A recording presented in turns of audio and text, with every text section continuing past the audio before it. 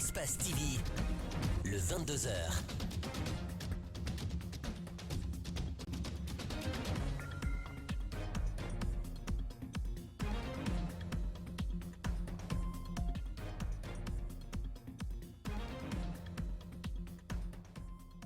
Elles ont enfin rejoint leur dernière demeure. Les victimes des dernières manifestations du Front national de défense de la Constitution, après 2 semaines de tensions politiques, ont été rendues à leurs familles respectives.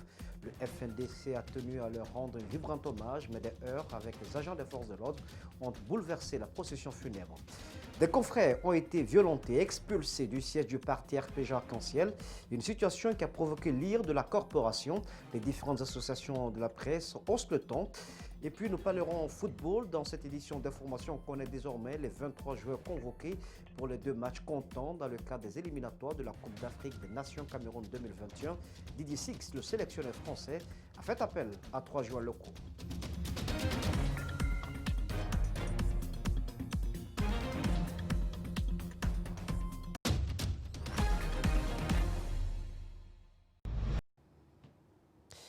Bienvenue, mesdames et messieurs, merci de nous choisir pour vous informer.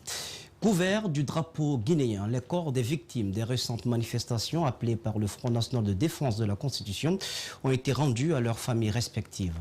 Après de longues et pénibles semaines d'attente, ces dépouilles mortelles ont pu bénéficier des hommages de leurs proches et des membres du FNDC. La levée de corps a eu lieu ce lundi matin à l'hôpital sino-guinéen de Kipé. 11 cercueils au total ont été exposés avant la marche funèbre pour le cimetière de Bambeto. Mamadou Kalisso, Abdoulaye Kamara. Hôpital sino-guinéen. Forte émotion ce vendredi matin à la morgue à l'arrivée des 11 corps des jeunes tués lors de la manifestation du Front national pour la défense de la Constitution la mi-octobre dernier. Vraiment, c'est triste, c'est douloureux. Parce que c'est la 3e semaine depuis qu'ils ont été tués. Jusqu'à présent, il reste indifférent de nous livrer les corps pour qu'on fasse l'enterrement selon la recommande de la religion. Comment est le corps, on ne sait pas. D'après de nombreuses sources d'informations, certains corps seraient déjà en état de décomposition. Cela serait dû à leur déplacement des chambres froides d'Ignasdine pour l'hôpital sino-guinéen. Le vice-président de l'UFDG parle de déshumanisation. Je vous ai dit que ce pays s'est déshumanisé. On ne parle plus d'humain, on ne parle plus du respect du corps. On est en train de nous imposer un programme, tout simplement, parce que le gouvernement a peur d'assumer ce qui s'est passé. En 3 jours, des jeunes à la fleur de l'âge ont été assassinés, tués par balles. Les parents des victimes, personnalités politiques et membres du FNDC, massivement mobilisés, réclament justice pour tous. Nous demandons aux autorités guinéennes, surtout à M. Alpha Condé, qui est le président de la République, qui est le garant de tout ce qui se passe dans la République de Guinée, de faire tout en tant que professeur de droit, de faire tout pour que la lumière soit faite pour tous ceux qui ont été assassinés, surtout ces assassinats ciblés qui s'est passé du 14, 15 et 16 et toutes les autres manifestations. Les 11 jeunes ont été inhumés au cimetière de Bambeto dans l'après-midi. Ils rejoignent ainsi les 104 autres victimes tuées dans les manifestations politiques.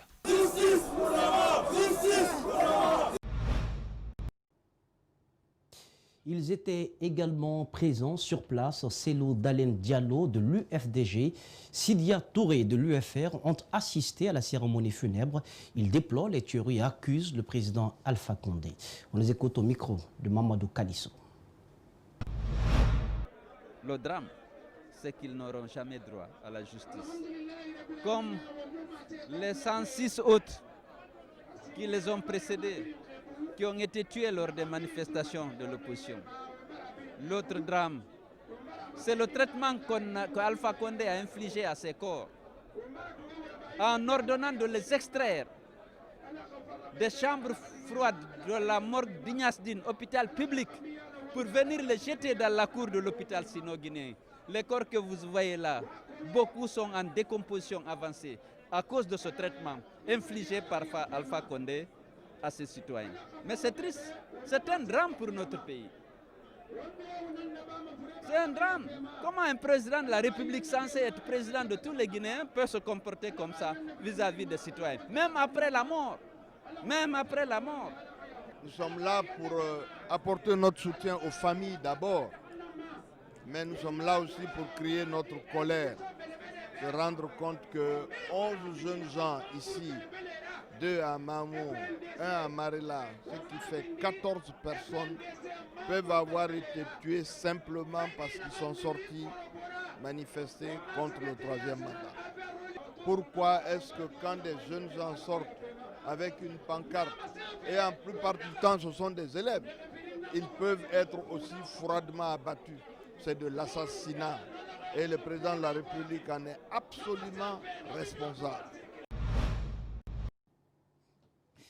Au cours de cette procession funèbre, des altercations ont été enregistrées entre forces de l'ordre et le cortège funèbre. Après la prière mortuaire à la mosquée de Bambeto, le cortège funèbre aurait été bloqué dans son élan par des agents des forces de l'ordre, ce qui aurait engendré des heurts qui ont occasionné des cas de blessés par balle. 2 jeunes ont été mortellement fauchés par balle. Plusieurs tirs de sommation ont été entendus. Les camions lance-eau ont été utilisés, des gaz lacrymogènes tirés. Les agents des forces de l'ordre sont accusés d'exaction par les marcheurs. Suivez les images commentées par Alceni Barry. Selon nos informations, certains membres du cortège funèbre en provenance de l'hôpital sino-guinéen auraient été bloqués par les forces de l'ordre avant d'arriver à la mosquée de Bambeto. Cela aurait été à l'origine des violences qui vont éclater entre la police et les jeunes militants du FNDC. Comme on peut le voir sur ces images, des échanges de projectiles ont lieu entre manifestants et les forces de sécurité. Ces jeunes en colère disent répondre à une provocation des agents. Ils ont érigé des barricades et brûlé des pneus sur la voie publique. Le cimetière non plus ne sera épargné. Les gaz lacrymogènes fusent de partout. C'est sur cette fumée que ces 11 morts seront inhumés. À la fin de la journée, le bilan est lourd. 2 morts et plusieurs blessés par balle, selon la police.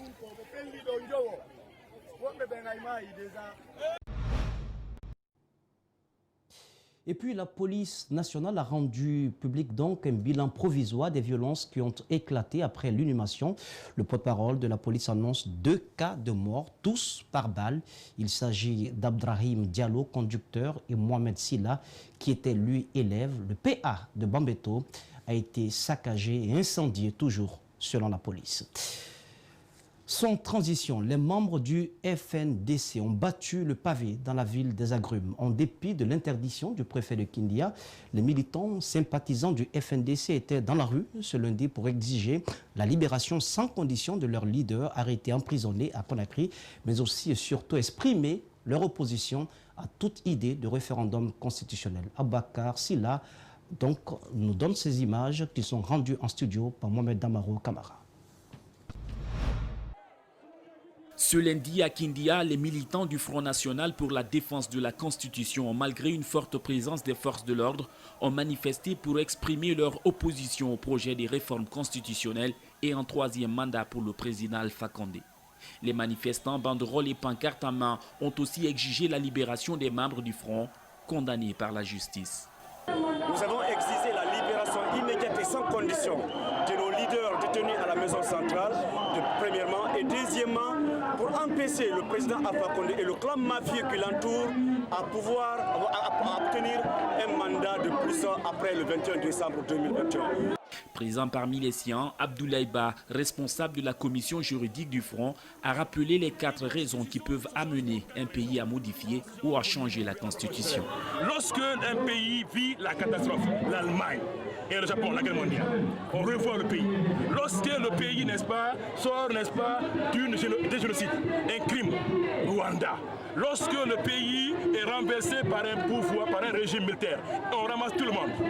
On peut changer la Constitution. Ou bien lorsque le pays change de forme d'État. Le préfet de Kindia n'a pas échappé, lui, aux critiques. Et la Jumfan Souman Touré a été blâmé pour avoir tenté de faire avorter la marche. Le peuple de Kindia a été victime, comme beaucoup de peuples en Guinée, de jouir de leurs droits constitutionnels. L'article 10 n'est pas négocié. L'article 10 n'est pas à marchander. L'article 10 est un article qui donne aux Guinéens la possibilité, n'est-ce pas, de manifester en démocratie pour contester ce qu'un gouvernement fait de manière hasardeuse ou bien illégale. À Kindia, la marche du FNDC n'a enregistré aucun incident. Mais par endroits, les activités commerciales ont été impactées. Des boutiques et magasins sont restés fermés toute la journée. À Londres également, le FNDC s'est fait entendre. L'antenne locale de la Grande-Bretagne a regroupé des centaines de Guinéens opposés à un éventuel troisième mandat. Le coordinateur du mouvement au Royaume-Uni nous donne quelques précisions. Mohamed Valectoré commente les images d'Amadou Moustapha Bari. Ils étaient des centaines de Guinéens à prendre d'assaut les rues de Londres ce week-end pour manifester contre tout changement constitutionnel. Des slogans dans la langue du tiroir pour pouvoir bien passer le message.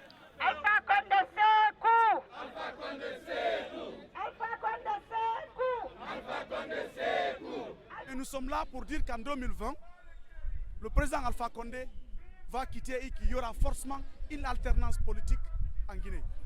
La communauté internationale s'est exprimée à travers plusieurs voies. Nous avons vu le secrétaire général et le secrétaire d'État adjoint des États-Unis. Nous avons entendu les Guinéens partout à travers le monde. Parce que ce qui est important, ce n'est pas d'abord la communauté internationale. C'est les Guinéens, c'est la Guinée, les Guinéens à l'intérieur de la Guinée et à l'extérieur de la Guinée. Ces manifestants demandent le départ d'Alpha Condé au pouvoir et réclament justice pour ceux qui ont été tués lors des manifestations en Guinée. Le FNDC, c'est pour défendre la Constitution. Mais le combat ne s'arrête pas à la rénonciation d'Alpha en disant qu'il ne veut pas être candidat. Non, ce n'est pas ça notre problème. Notre problème, c'est qu'on ne veut pas qu'on modifie notre Constitution. C'est tout. Si Alpha dise « je vais modifier la Constitution, mais je ne serai pas candidat », ça ne change rien. Le combat doit continuer. Pourquoi? Parce que la Constitution n'a pas permis de mettre en son sein des mécanismes de sa propre mort. La sacralisation du pouvoir procède de l'alternance, procède du respect de ses principes les plus importants. Et c'est ce que nous souhaitons. C'est sous le label du FNDC-UK que ce mouvement a été initié. Un combat pour l'alternance démocratique. Il ne saurait y avoir de place pour la peur, selon le député Ousmane Gawal Diallo qui a pris part à cette manifestation.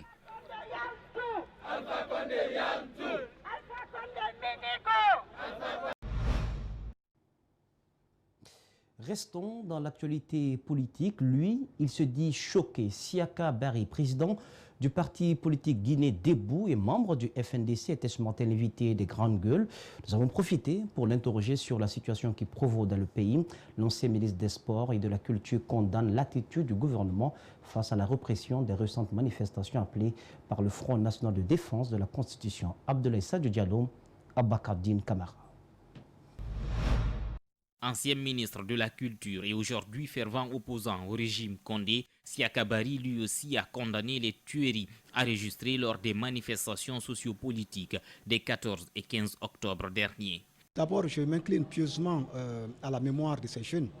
Ce sont des jeunes bravalides, des jeunes dont nous avions besoin pour le développement de cette nation, qui sont abattus de façon barbare à chaque fois qu'il y a manifestation.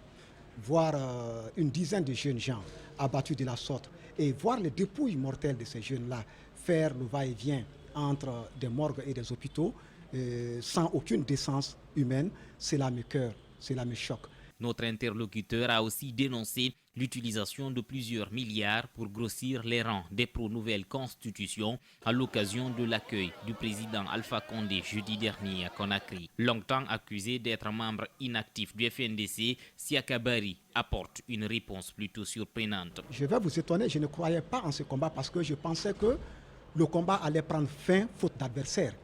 Je ne pensais pas que le président Alpha Condé, que j'ai adulé, que j'ai moi-même admiré dans un combat d'ancrage démocratique et des libertés fondamentales, que ce monsieur-là pouvait franchir ce Rubicon.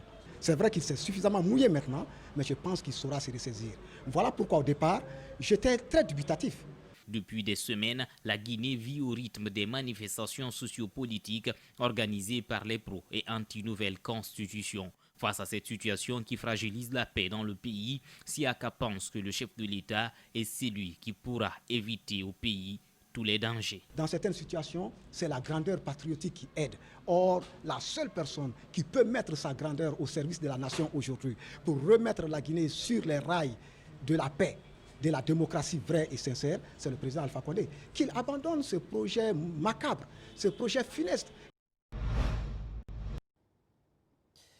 Depuis maintenant quelques semaines, les députés de l'opposition ont boudé les travaux de l'Assemblée nationale pour, disent-ils, s'opposer à tout changement constitutionnel en Guinée. Dans ces conditions, doivent-ils bénéficier des avantages et autres primes en ne participant plus aux travaux du Parlement? Nous avons posé la question à des députés. Suivez leur réaction avec Mamadou Boy Diallo et Yacouba Traoré.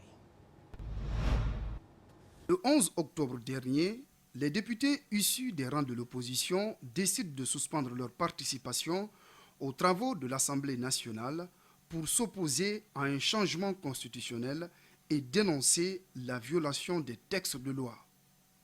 Avec cette suspension, ces députés doivent-ils continuer à bénéficier de salaires et autres avantages? Non, répond Amadou Damaro Camara, député de la majorité. Tous les travailleurs sont soumis au régime général des travailleurs. Quand vous quittez votre travail, vous abandonnez le salaire. Quand vous suspendez votre travail, vous suspendez au même moment, pour la période de votre suspension, vos salaires. Sékou Yaya Bari, député de l'UFR, ne partage pas l'avis du président de la majorité à l'Assemblée. Ce qu'on peut amputer et enlever dans notre, dans ce que nous devons avoir, c'est les primes de cession. Sékou Yaya Bari va plus loin.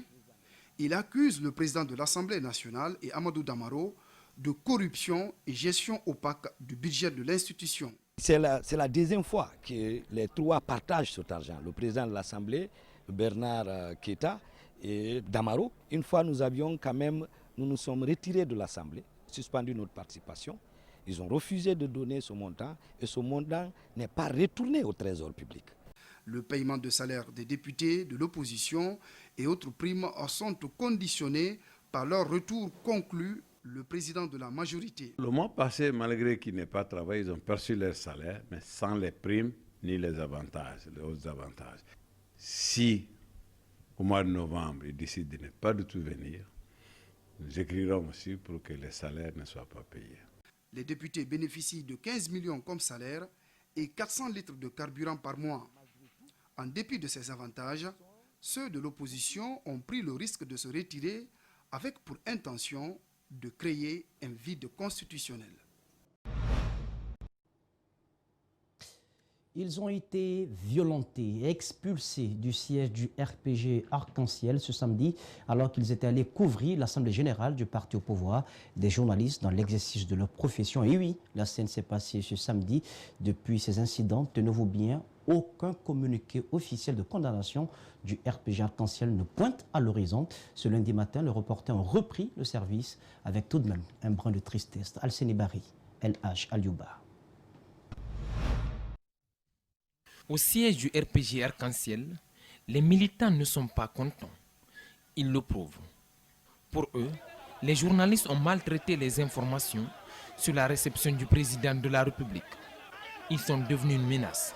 Mohamed Ali Kondé, Aboubakar Din Kamara du groupe Adafo Média, Ibrahima Souri Diallo du site Guinée Matin en ont fait les frais. Nous sommes arrivés à la porte et on est tombé sur une bousculade, puis une bagarre. J'ai demandé qu'est-ce qui se passe à une consoeur qui m'a répondu que c'est un autre confrère qui s'appelle Ibrahima Souri qui a été expulsé de la salle. J'ai demandé pourquoi. J'ai entendu dire dans la foule qu'il a fait un mauvais article, un mauvais traitement, parce qu'il a intitulé un article « Le président de la République boude ses militants », je pense, à l'aéroport, ce qui n'a pas plu au camp présidentiel. Mohamed Ali Kondé et son cadreur seront également pris à partie par les militants qui les qualifient de médias pro-opposition et journalistes corrompus. Matériel endommagé, des coups reçus, des injures sous le regard impuissant des ministres. J'ai reçu des coups avec le récepteur de comment dirais-je, micro Schneider qui a été endommagé et j'ai perdu mes 2 téléphones Samsung, quoi. Ibrahima Souri Diallo, chef des reporters du site Guinée Matin, lui est déjà sur le terrain pour la marche funèbre du FNDC. Nous ne l'aurons pas en interview. Ces événements ne l'ébranlent pas, surtout que ce n'est pas une première. Même Ibrahima Souri avait été victime de violences verbales dans le même siège du RPG Arc-en-Ciel. On avait menacé de le brûler vif le 2 avril 2016. Les attaques contre les journalistes dans les QG des partis politiques sont permanentes. Mohamed Koula Diallo du site Guinée 7 a été abattu au siège de l'UFDG en 2016. 3 ans après, le véritable coupable n'est pas retrouvé. Dans le même sillage, les associations et le syndicat de la presse condamnent les violences faites aux journalistes du groupe Adafo Média et de Guinée Matin. Ces entités sollicitent que la couverture médiatique des assemblées générales des partis politiques soit désormais payante et suivie d'une demande adressée aux différentes directions. Cette proposition sera examinée par les associations de presse dans les prochains jours. Alseni Bari, Aliouba ont recueilli leurs propos.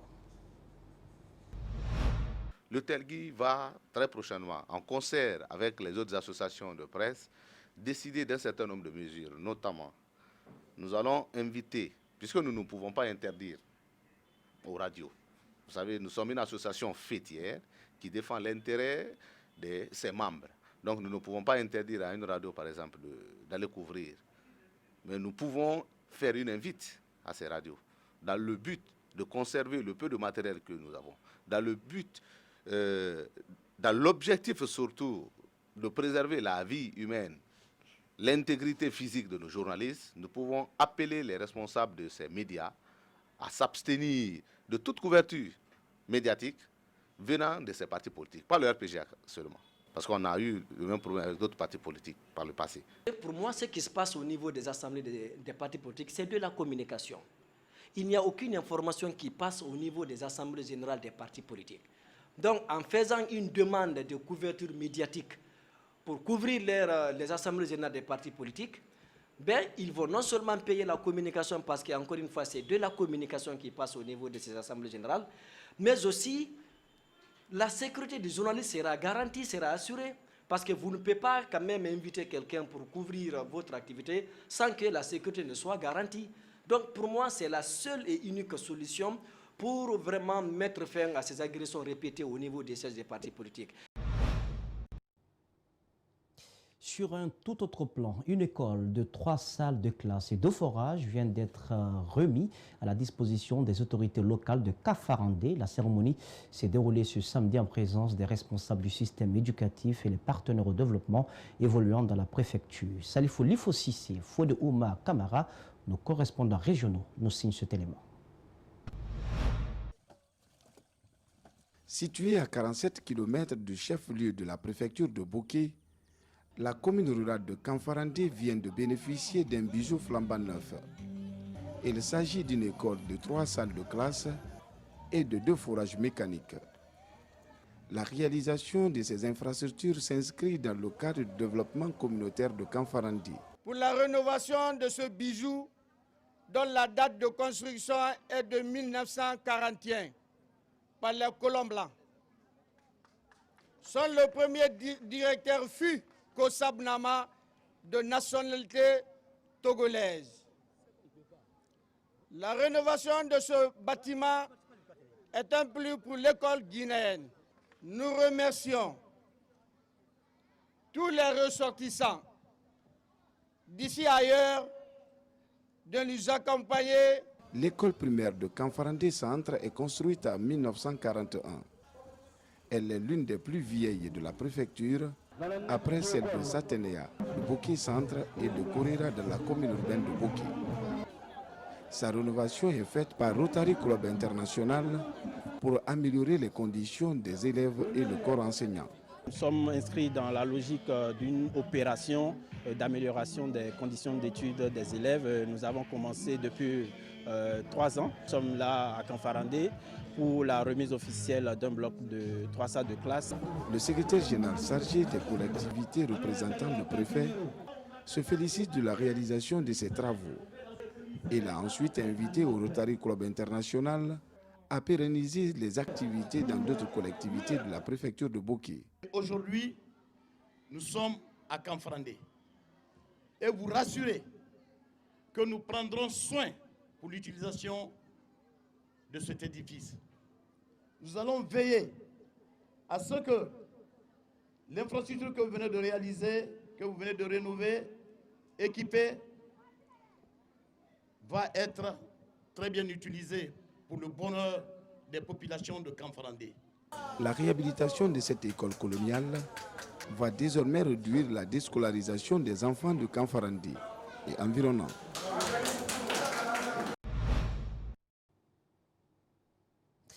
Restons à l'intérieur du pays avec la mission d'évaluation de l'initiative présidentielle de reboisement. Cette mission a procédé récemment à une tournée à l'intérieur du pays. L'objectif de la délégation du ministère de l'Environnement était de s'inquérir de l'état d'avancement de l'initiative et d'exhorter les structures locales à entretenir les espèces reboisées. Les images du Tierno Sadouba sont commentées par Djibril Ba. Colonel Layali Kamara, chef de mission d'évaluation, a visité dans la région de Kankan et des Erekouré plusieurs sites reboisés. Ces constats qui répondent à l'initiative présidentielle révèlent que les plantes mises en terre ont bien réussi, mais dans certains endroits, l'entretien fait défaut. La réussite est totale, mais par contre, nous constatons que les entretiens n'ont pas été exécutés.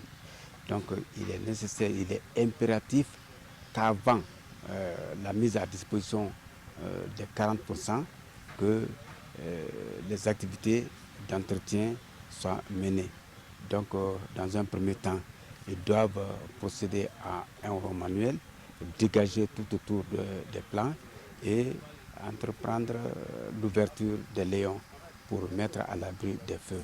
Parce que nous ne pouvons pas comprendre qu'après de tels investissements, que le feu vienne dévorer tout ce qu'on a fait. Et il y a un terme auquel le ministre est beaucoup allergique, que les plantations brûlées. C'est un terme qu'il n'est pas prêt à accepter. Donc, faisons tout pour ne pas que cette plantation la brûle. Dans la région forestière, 700 hectares ont été reboisés par des ONG locales. Cela pour le compte de la campagne de reboisement de l'initiative présidentielle. La mission de contrôle et d'évaluation rassurée, mais sollicite que la cadence soit maintenue. Vous avez vu combien de fois nous avons souffert sur le chemin. Vous avez vu, c'est des zones vraiment inaccessibles, mais nous avons tenu à pénétrer pour savoir réellement comment les choses avancent. Et vraiment, c'est une réelle satisfaction, comme vous pouvez le constater. On a vu que vraiment sur le terrain, il y a eu une réelle avancée pour pouvoir payer la deuxième tranche de, comment on appelle, du programme de reboisement. À Farana, la mission d'évaluation a exprimé la même préoccupation. Nous sommes prêts, le gouvernorat, la préfecture, les communes, tous les responsables, les agents des eaux et forêts, les directions, tout le monde, pour nous atteler afin que ce programme soit réalisé et surtout pour que les plantations, les arbres plantés puissent être protégés contre l'effet de brousse. Avant l'arrivée des prochaines pluies, le département de l'environnement compte renforcer l'accompagnement des ONG pour optimiser les acquis de l'initiative présidentielle. Un mot de culture dans ce journal. Ils défraient la chronique à travers des freestyles qu'ils postent régulièrement sur les réseaux sociaux. Les membres du groupe Esborap, un groupe de rap né au Sénégal, mais qui est en train de se faire du terrain dans le milieu de la culture musicale de Guinée. Le reporter Abdraman Ba et Ibrahima Sori Kamara sont allés à leur rencontre. Suivez.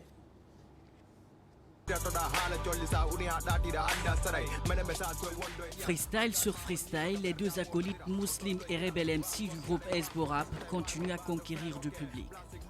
Sur les réseaux sociaux, leurs canaux de communication, ces jeunes véhiculent un rap engagé dans un dialecte poulard, une tendance qui avait presque disparu dans le milieu depuis le temps d'un certain Yoriken. Nous ne sommes pas des gens qui suivent toujours la tendance. Nous, on essaie de créer la tendance, quoi. Voilà, notre slogan, c'est quoi? On s'en fiche de ce qui masse, mais on essaie de faire masser ce qu'on fait, quoi. Une nouvelle tendance assumée par ce jeune groupe. Rapper autrement leur devise, mais surtout rester avec un engagement social. On est issu d'un quartier très défavorisé, des quartiers qui manquent d'électricité, beaucoup tout ça. On voit souvent l'injustice qui règne, ça nous embête un peu, quoi. Du coup, on est dit, bon, pourquoi pas prendre le mic, essayer de passer les messages à travers le mic, parce que le musique hip-hop, c'est une musique qui vient de la rue. Aujourd'hui, ils postent régulièrement des freestyles sur les réseaux sociaux,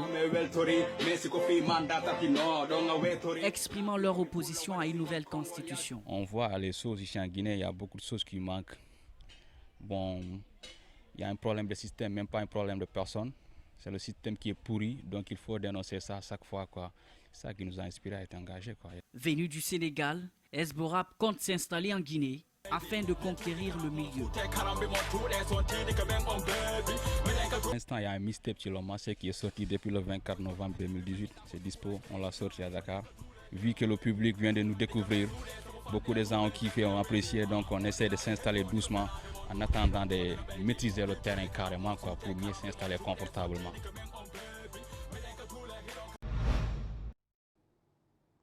Sport football à présent. Didier Six, le sélectionneur de la Guinée, a dévoilé ce lundi 4 novembre la liste des 23 joueurs convoqués pour les 2 prochains matchs comptant pour les éliminatoires de la CAN 2021 prévus au Cameroun. Une liste dans laquelle on retrouve la plupart des joueurs cadres, excepté Amadou Diawara et Ibrahima Traoré blessés, pour affronter le Mali le 14 novembre à Bamako au stade du 26 mars et la Namibie le dimanche 17 novembre au stade du 28 septembre. Les sélectionneurs ont fait appel à 3 joueurs locaux, dont 2 gardiens de but. Je vous invite à suivre Didier Six au micro de Mamadou Boy Diallo et Ibrahima Souma. J'ai pris 3 gardiens, Ali Keita, Moussa Kamara et Sekouba Kamara. Ça fait deux nationaux qui sont avec nous déjà.